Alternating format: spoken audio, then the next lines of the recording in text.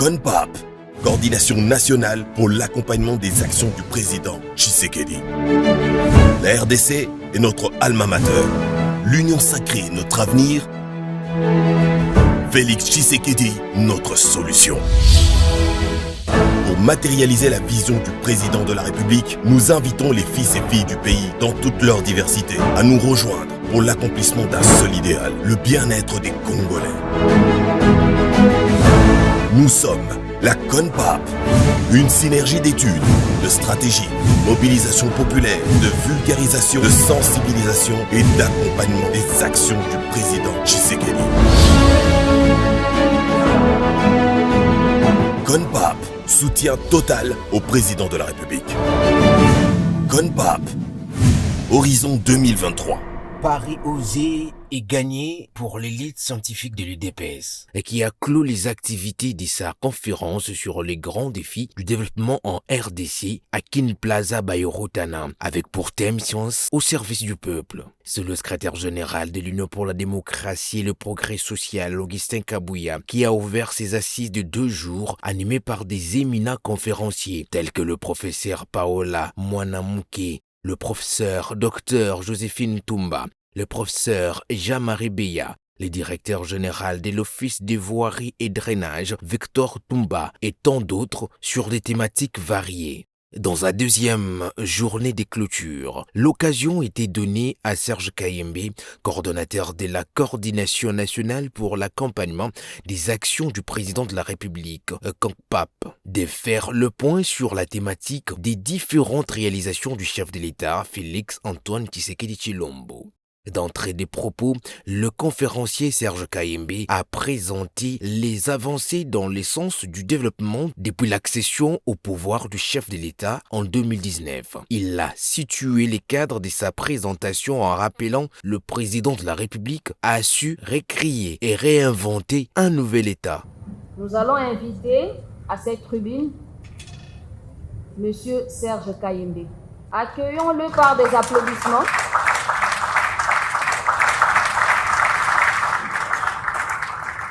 Mesdames, Mesdemoiselles et Messieurs, chers participants, je suis d'autant plus heureux et à l'aise que la thématique me confiée par le corps de l'élite scientifique cadre parfaitement avec les préoccupations de l'agenda de la structure que j'ai le privilège de coordonner, dénommée Coordination nationale pour l'accompagnement des actions du président Tshisekedi, CONPAP en sigle. La CONPAP est une ASBEL, une association sans but lucratif, qui se positionne sous forme d'une synergie réunissant à la fois des intellectuels et des experts dont les objectifs sont d'abord l'étude, les stratégies, la mobilisation populaire, la vulgarisation, la sensibilisation, la communication et l'accompagnement des actions du président Félix Tshisekedi. Dans le cadre de cette conférence, il m'a été confié la charge de partager avec vous mon regard sur les grandes réalisations sectorielles du président Félix Tshisekedi de 2019 à nos jours. Vous comprendrez tout de suite ma première difficulté, c'est celle de commenter une actualité de différentes réalisations demeurant encore en cours. Autrement dit, une actualité se faisant avec tous les risques de se laisser happer par des nouvelles réalisations des dernières minutes. L'avènement à la tête de notre pays, porté par une vision hautement ambitieuse pour nos populations, par le président Félix Tshisekedi, nous conforte aujourd'hui dans la conviction selon laquelle un État ne peut jamais accomplir positivement sa destinée si son centre d'impulsion, qu'est le président de la République, n'ajoute pas aux aspirations de ses populations sa propre vision. Cette vision du président Félix Tshisekedi est matérialisée dans les 14 piliers de son gouvernement.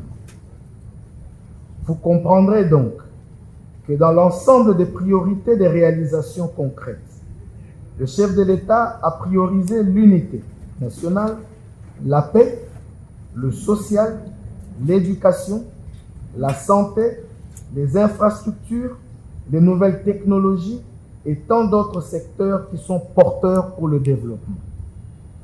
Le rôle de notre structure est celui justement de faire la recherche, de rassembler les éléments auprès des structures appropriées, de pouvoir les rassembler et les mettre à la disposition de la communauté en partageant bien sûr avec les structures officielles existantes.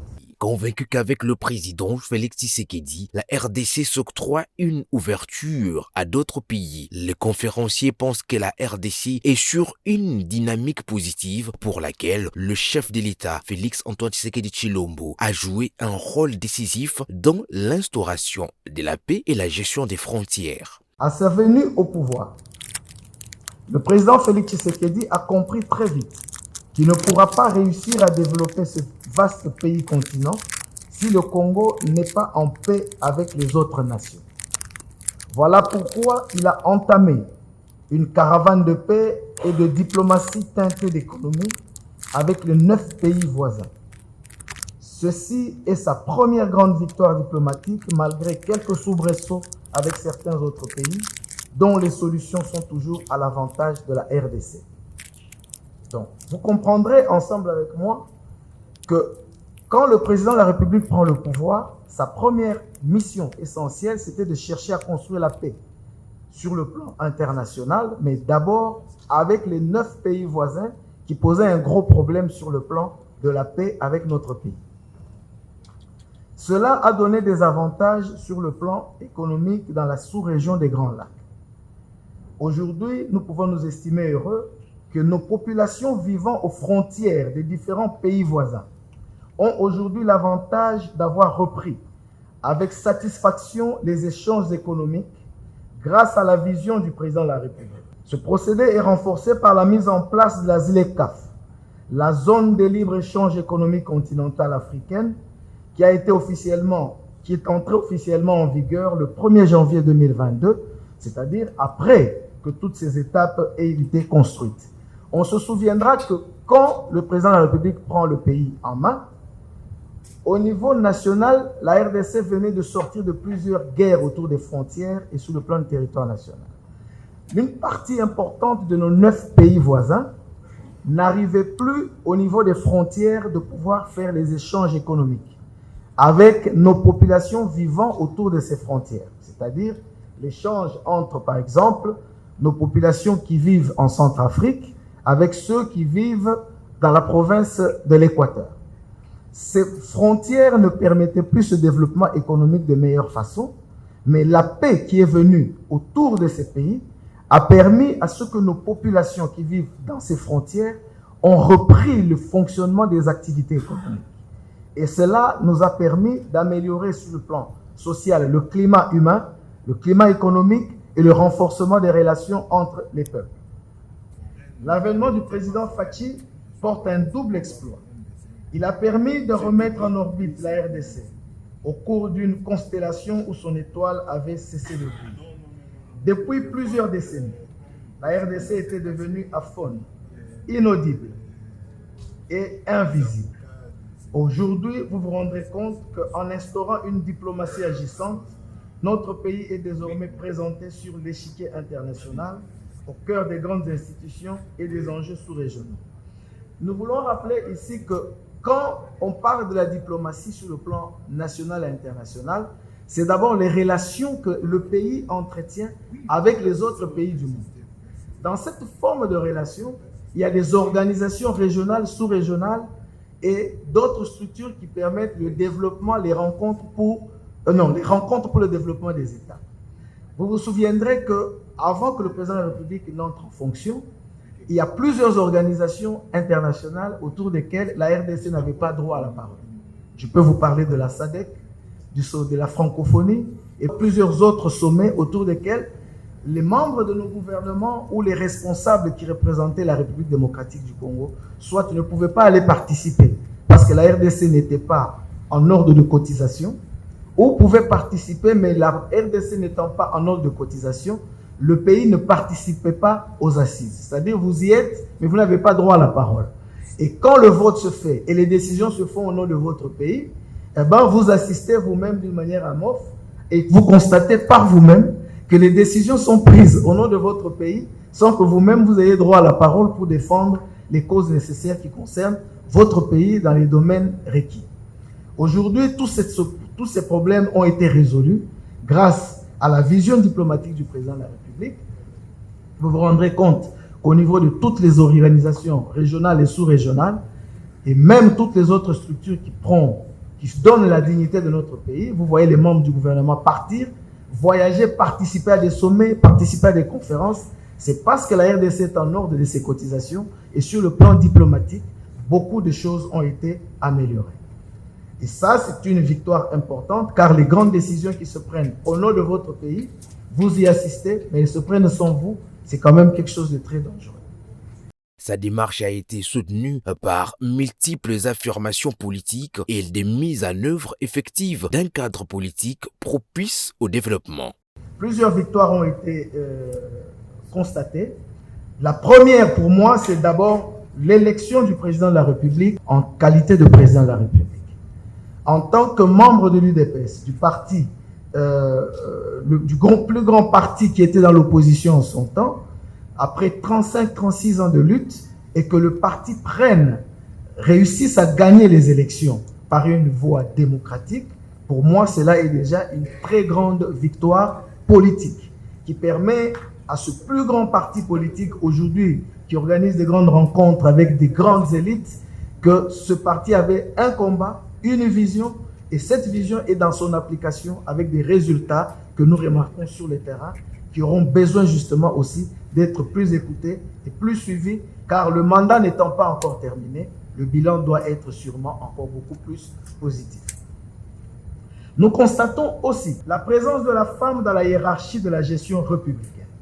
On a aujourd'hui plusieurs femmes qui occupent des postes de haute responsabilité et qui ne jouent plus le rôle de décor. Nous avons à peu près 27% de femmes dans le gouvernement. Nous avons, je pourrais dire, plus de 27% de femmes au bureau de l'Assemblée nationale, c'est-à-dire 2 sur 7. La même façon au Sénat. Nous avons une femme qui est à la tête de la Banque centrale. Nous avons des femmes qui dirigent des grandes organisations internationales au nom de la République. Cette avancée sur le combat de la promotion de la femme congolaise doit être prise en compte car cela fait partie des grandes aspirations de la vision du président de la République. Nous avons aussi sur le plan politique un point essentiel. C'est la rupture politique avec l'ancienne majorité. L'une de ces grandes réalisations, qui est pour nous aussi l'une des grandes réalisations. Je voudrais ici que nous nous souvenions tous que le président de la République prend le pouvoir, il passe président de la République avec une majorité parlementaire qui n'est pas la sienne, avec un premier ministre et un gouvernement qui n'est pas le sien. Il lui a fallu 8 mois pour que nous puissions arriver à la première alliance politique, le FCC cache, mais le chef de l'État a résisté pendant toute cette période en ayant seule la présidence de la République comme institution au sein des différentes institutions de la République et à partir de cela, ayant constaté que l'avancée significative de l'intérêt de son projet, de son programme pour le bien de la nation n'arrivait pas, son ingénieuse initiative lui a permis de pouvoir reconquérir une nouvelle majorité au sein de l'Assemblée nationale et du Sénat. Cette victoire est une victoire politique de grande importance, car elle lui permet aujourd'hui de pouvoir accomplir son programme, son projet, sa vision et son regard personnel qu'il a sur ce Congo, car il est le seul qui pourra, à la fin de son mandat, rendre compte à la population congolaise. Cet effort doit être loué, car cet effort a permis aujourd'hui l'amélioration de beaucoup de textes de loi sur les réformes et l'amélioration des conditions de travail sur le plan étatique. Vous vous souviendrez que nous étions à un certain moment dans des conflits d'institutions à chaque fois qu'il y avait un besoin important institutionnel ou une décision prise par le président de la République. Aujourd'hui, nous voyons le même effort qui vient de se démontrer à travers les différentes assemblées provinciales.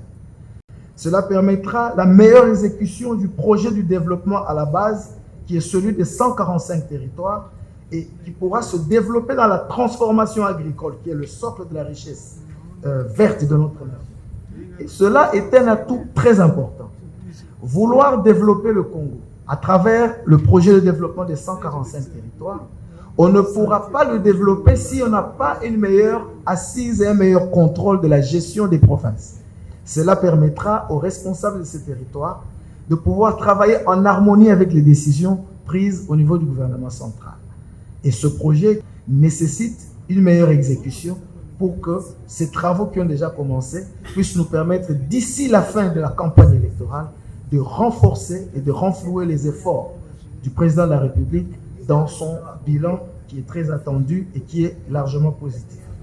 La prise en compte du cadre macroéconomique et en particulier des finances publiques avec des chiffres d'assignation des recettes prouvées afin de réinventer un climat des affaires propice à l'investissement. Cette base rend ainsi possible l'offre de la RDC au monde sur base de ses propres atouts. Prenant appui, le conférencier a estimé que la réinvention de la RDC est effective et il faut désormais s'approprier afin de préserver l'originalité de la RDC et garantir sa contribution à la marche universelle. Sur le plan de l'économie et des finances, plusieurs personnalités ont parlé ici. On a suivi le secrétaire général parler des grands mérites de plusieurs secteurs. En ce qui concerne la gestion des finances publiques, sous les directives exigeantes du président Tshisekedi, la discipline budgétaire instaurée par le gouvernement Sama Lukonde, qui a été exécutée par le ministère des Finances, sous l'égide du ministre Nicolas Kazadi, dans le cadre de la stabilité macroéconomique de la RDC, a permis que dans l'exercice 2020 à 2022, une illustration parfaitement remarquée des meilleures performances financières de l'État congolais qui a été réalisée par plusieurs entreprises et directions génératrices des recettes. Et cela s'est remarqué par cette particularité qui est venue en partant des années 60 jusqu'à ce jour. Cette action a permis de multiplier des recettes à un niveau inégalable. Grâce à la technique de la performance impulsée par le président de la République, le gouvernement a réalisé des grosses recettes. L'année 2022 a été riche en réalisations. Les prévisions budgétaires se sont sensiblement améliorées avec des taux records des recettes en premier trimestre. La DGI prévoit 439 milliards. 587 487 176,26 francs congolais. Alors qu'en termes de réalisation, c'était bien fait. 520 milliards 228 110 948,98 francs congolais, soit un taux d'exécution de 118,34%. Au mois de février, en prévision, 381 milliards 790 927 77,57 francs congolais. Les réalisations ont atteint 393 milliards 554 253 725,34 francs congolais, soit un taux d'exécution de 103,8%. En mars, alors que la DGI prévoyait une prévision de 387 milliards 318 696 946,47 francs congolais. Les réalisations ont atteint 793 milliards 90 519 26,12 francs congolais, soit un taux d'exécution de 204,76%. Pour le mois d'avril, les chiffres sont historiques. La DGI avait fixé en termes de prévisions 1219 milliards 917 139 296 francs congolais, alors que la mobilisation était historique. 3123 milliards 319 980 688,92 francs congolais, soit un taux d'exécution de 256%. Au mois de mai, la croissance a gardé son cap, soit 746 milliards 611 951 070 francs congolais, alors que les réalisations ont atteint 1329 milliards 524 millions 280 459 francs congolais, soit un taux d'exécution de 178%. Pour boucler la boucle, le mois de juin, la DGI en prévision prévoit 406 milliards 560 millions 701 944 francs congolais. En termes de mobilisation, 512 milliards 528 millions 918,275 francs congolais, soit un taux d'exécution de 126%. Ces prouesses accomplies dans les finances publiques, ces accroissements des recettes à l'échéance fiscale mettent en évidence les performances du directeur général de la Direction générale des impôts Barnabé Mwakadi, dont la régie a battu le record des mobilisations de recettes et des assignations. Toutes ces réalisations ont été obtenues grâce à la méthode stratégique impulsée par le chef de l'État dans la promotion du civisme fiscal, la lutte contre la fraude fiscale et les mesures administratives d'encadrement des recettes fiscales. Ces mesures sont axées sur le contrat de performance, le renforcement des capacités humaines et institutionnelles mettant l'agent dans l'objectif de l'élargissement de l'assiette fiscale et la systématisation des indicateurs de performance. Le gouvernement a ainsi réalisé une nette amélioration des recettes publiques avec une augmentation des réserves d'échange qui ont atteint plus de 4 milliards de dollars au mois de juin de 2022, ce qui représente près de 4 mois de volume d'importation en ressources propres.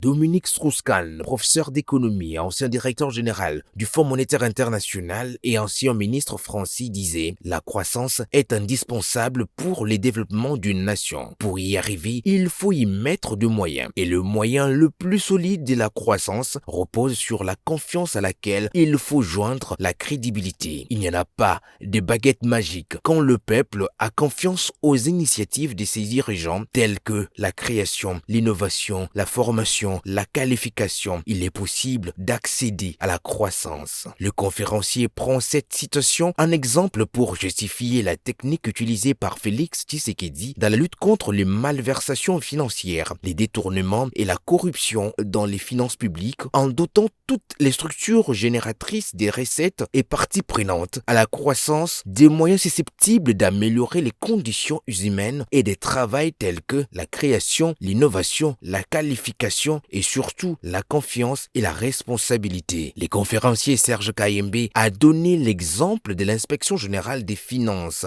dirigée par son inspecteur général chef des services Gilles Alenguete, comme une structure qui booste les développements, gage de la croissance. L'IGF a pu démontrer, comme chacun de nous tous le sait, qu'il n'y a pas de baguette magique pour pouvoir redresser ce pays. Le président de la République a pu faire confiance à une structure qui existait depuis longtemps, comme le secrétaire général a dit. Ce n'est pas de nouveaux bâtiments qui ont été créés, c'est les mêmes bâtiments de l'inspection générale des finances qui existaient depuis longtemps. Mais il a fallu tout simplement faire confiance aux hommes, accorder une certaine crédibilité, responsabilité et renforcer les capacités du personnel. Et cette structure nous a permis aujourd'hui de renflouer les recettes du Trésor public en démontrant que les directeurs généraux et responsables des entreprises de l'État peuvent être surveillés, contrôlés et faire sortir les fonds selon les besoins étatiques et recommandés. Cela nous a démontré l'amélioration des recettes au niveau du Trésor public. Prenant les cas spécifiques de l'éducation, Serge Kayembe a constaté qu'une participation active du chef de l'État a soutenu une refonte de la nation congolaise fondée sur l'enseignement national pour replonger dans un environnement socioculturel qui s'inspire de la vision du chef de l'État et qui valorise l'éducation. Exécutée par le ministre des tutelles, Tony Mwabakazadi, plusieurs réformes ont été accomplies. Par l'une de ces fortunes heureuses, dont seul Dieu est prodigue, la vision du chef de l'État en ce qui concerne l'éducation a montré qu'elle est hautement bénéfique pour notre pays. La gratuité de l'enseignement, longtemps attendue, est une réforme majeure de ce mandat en réponse à une exigence de notre Constitution. Ce qui a permis aujourd'hui Plus de 5 millions d'enfants congolais qui ont retrouvé le chemin de l'école tout en soulageant la peine des parents. L'école est considérée comme un lieu de l'ascendance, un lieu de l'enfant, tout drapé des idées du patriotisme et du nationalisme. L'école apprend l'enfant à ouvrir son esprit en regardant le monde sur toutes ses dimensions. La fiabilisation du système de la CECOP fait partie des meilleures réussites obtenues dans le cadre de l'enseignement primaire. Le système informatique de la CECOP qui a été amélioré, celui du fichier de la paye du personnel et son nettoyage, la maîtrise des effectifs des enseignants, la gestion des masses salariales, la transparence dans la gestion du fichier de paye, la prise en charge totale des examens et de l'épreuve du TENAFEP, ainsi que d'autres étapes qui ont permis le lancement de la campagne d'appui à la gratuité de base avec la campagne Pas une école sans banc. Sous le leadership du chef de l'État à Kanyama Kasese, pour leur rééducation et réinsertion communautaire, plusieurs jeunes en conflit avec la loi sont devenus des bâtisseurs. Cette méthode d'insérer la jeunesse dans une dynamique de développement a aujourd'hui porté des fruits. Grâce aux travaux de ces jeunes dans le service national, le marché congolais est alimenté par leur production agricole. Au niveau de la gestion humaine, nous avons le service national qui aujourd'hui a mis fin à l'insécurité, je pourrais dire à l'insécurité inhérente dans les zones de conflit et dans le recul de l'insécurité des jeunes dans les quartiers urbains. Aujourd'hui, tous ces jeunes anciennement connus Kuluna, pour la plupart, qui sont devenus des bâtisseurs, des jeunes bâtisseurs, sont socialement insérés dans le cadre du service national et apprennent différents métiers. Ils contribuent efficacement ainsi à l'augmentation de la production nationale. Et aujourd'hui, nous pouvons parler sans nous gêner qu'ils produisent aujourd'hui un équivalent se rapprochant à 6 000 sacs de maïs quotidiens. Et cet effort pourra nous permettre, dans les jours et les mois à venir, de pouvoir contribuer efficacement sur le plan agricole et de contribuer aussi sur la nourriture élémentaire de nos populations. Je voudrais ici renforcer que ces mêmes jeunes viennent de finir de construire pour la première fois dans ce centre de Kanyama Kasese des dortoirs, des centres de formation, un très grand centre médical et d'autres sites de formation. Durant ces 3 années et demie de son mandat à la tête du pays, le président de la République, Félix Antoine Tshisekedi, a accompli d'énormes réalisations et a avancé dans les domaines divers de la vie de la nation. La RDC est ainsi sur une optique d'ouverture au monde. Des exemples sont légion à l'instar du lancement de la première phase des appels d'offres pour l'acquisition de l'exploitation des 16 blocs pétroliers dont le gouvernement congolais, sous l'égide du ministre des Hydrocarbures Didier Boudimbu, tient à rassurer sur la protection des sites se trouvant dans les aires protégées dans nos parcs qu'ils ne sont pas concernés par ces appels d'offres. L'État congolais invite donc tous ceux qui sont intéressés à investir dans les secteurs des hydrocarbures en RDC. Le temps est arrivé pour la RDC d'exploiter et jouir de son potentiel en hydrocarbures. À ces jours, le Congo n'a exploité que 4,5% de son potentiel en hydrocarbures.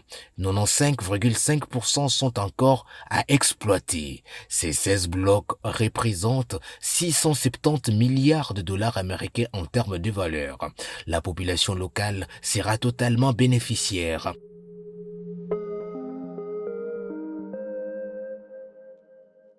Que des exploits palpables. Quelle que soit la longueur de la nuit, comme nous disons tous, le soleil finit toujours par apparaître. Ce soleil est proche, tellement proche que nul ne pourra se prévaloir de ne pas l'avoir vu à sa venue. Je vous dis un très grand merci tout en souhaitant un très bon avenir au corps scientifique de l'élite de l'UDPS. Merci et à très bientôt.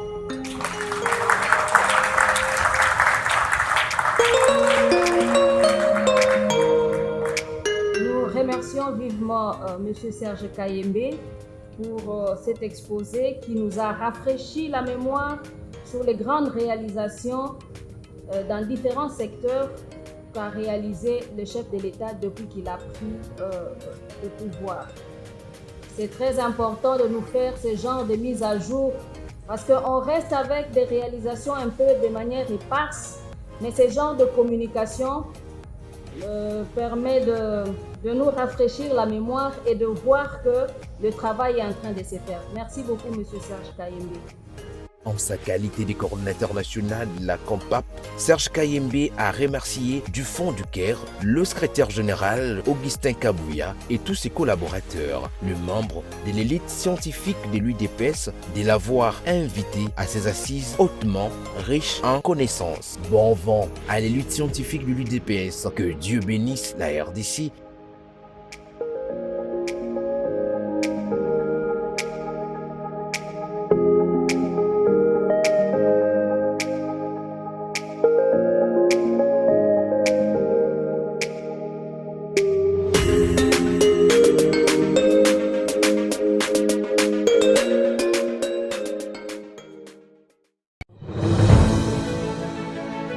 CONPAP, Coordination nationale pour l'accompagnement des actions du président Tshisekedi. La RDC est notre alma mater. L'union sacrée, notre avenir. Félix Tshisekedi, notre solution. Pour matérialiser la vision du président de la République, nous invitons les fils et filles du pays, dans toute leur diversité, à nous rejoindre pour l'accomplissement d'un seul idéal, le bien-être des Congolais. Nous sommes la CONPAP, une synergie d'études, de stratégie, de mobilisation populaire, de vulgarisation, de sensibilisation et d'accompagnement des actions du président Tshisekedi. CONPAP, soutien total au président de la République. CONPAP, Horizon 2023.